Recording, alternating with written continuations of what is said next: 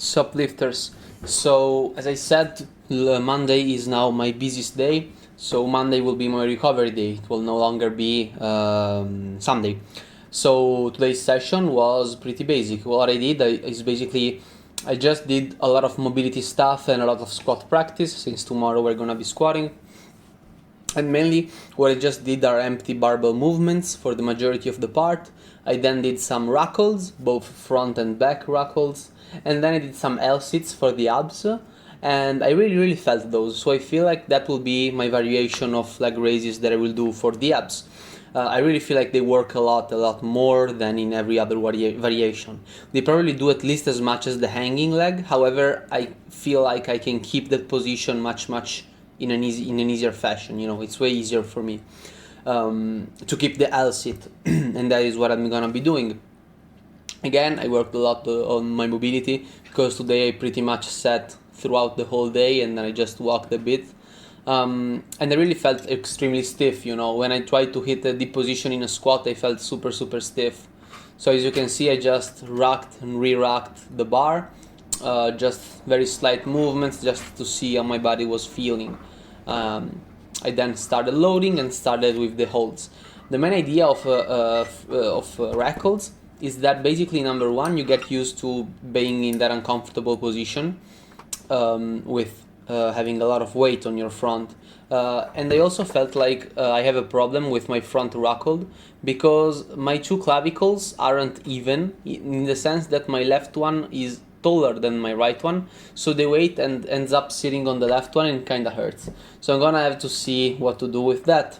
So yeah, all of these body irregularities really make it hard to have, you know, the winning formula for Olympic weightlifting or weightlifting more in general, because you need to have a lot of stuff that kind of clicks, you know, the ankle mobility, the hips anatomy, the clavicle anatomy, the length of femurs compared to tibia and torso. There's really a lot of stuff. So we really need to admire all of those specimen who can actually, you know, have all of these components basically, and that can make it work.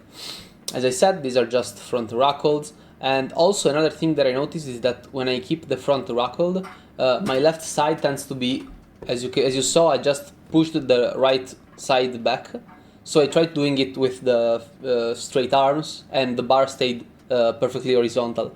However, every time that I do that in a front rack position, I feel like my left side tends to spin forward a little bit more. And I don't know if that's because of the clavicle or because of my shoulder mobility. Anyway, I loaded super maximum amount of weight. I would never be able to squat this. If I tried, I would just get pinned down and die. And that is not good. Both front squat and back squat, of course. And these were like, I believe, 20, 40, 80, 80, these were 120 kilograms. So it's like 240 something pounds. Maybe 264 pounds, actually. Something like that. So anyway, I had no idea, of course, of squatting it. I just wanted to hold the positions, you know, and see how my body felt. And it was basically screaming for pain. And as you can see there, I kind of touched my clavicles because I felt like they kind of hurt. But as you know, I'm just, you know, trying and seeing how does it feel having such a weight on my back, because it kind of primes your central nervous system. I did it again. As you can see, I kind of am touching myself there because I wanted to see if there is an irregularity, and guess what? I found that one clavicle is taller than the other. Man, it would be nice to be actually symmetrical. So I just did a couple of those, you know, nothing crazy, nothing too fancy, since tomorrow we have to squat. So there was no reason for me to basically do them in a real set. So after that, what did I do? I removed all of the heavy weight and I went back to 40 kilograms or 88 pounds, which is not a lot, just to kind of have fun with it, you know. And what I practice is basically the 3 steps approach. As you can see, I'm gonna be walking forward and backward a lot, like a lot. And I'm gonna keep doing it because I really believe in repetition of everything that you do. And you don't need to practice something until you get it right. You need to practice it until you can't make it wrong. So that is why I did a lot of walkbacks, a real lot. You're gonna see me racking and unracking a lot of times. And also, that will also tell me how is my bar sitting on the back, which is not too bad, actually. You know, I still feel like that the left one is leaning a bit forward, but it's not too bad. Here you can clearly see it.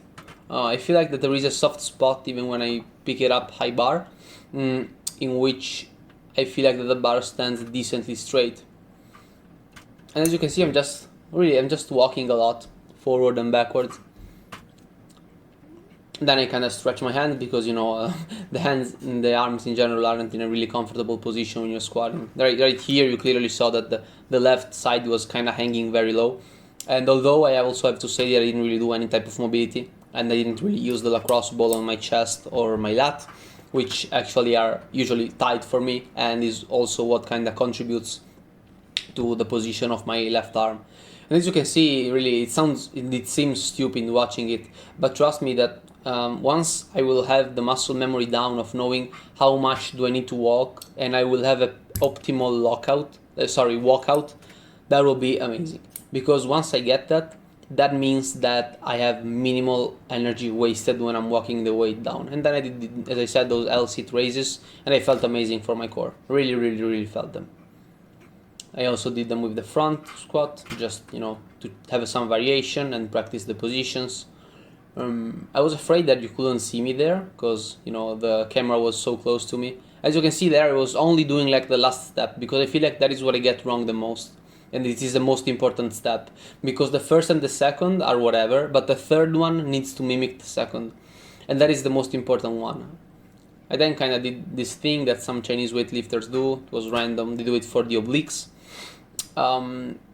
So yeah, you know, I just tried. I kind of saw that the pattern is actually similar, you know, to the sumo deadlift. So maybe I can really try them again. I am, man. I don't really know if I want to try them, but I really feel like they will work so much better for me since my anatomy is way more suited for sumo, in my opinion. So yeah, I just did all of this stuff. It was all extremely easy. Just prepping for tomorrow, pretty much. Nothing really crazy to say. Nothing really crazy to see. It was just, you know, solid. As you can see, I did the lockouts even without the bar, you know. It's kind of really, really funny to see. Also, you can see my dump. There I kind of, you know, paved the way for a better shot in order to see me better. And then I did my last set of L-sit raises. And at the end of this, I tried to actually keep the L-sit, and I couldn't. Not because I couldn't, but because I was pretty tired. So, that is it for today's video. See you guys tomorrow.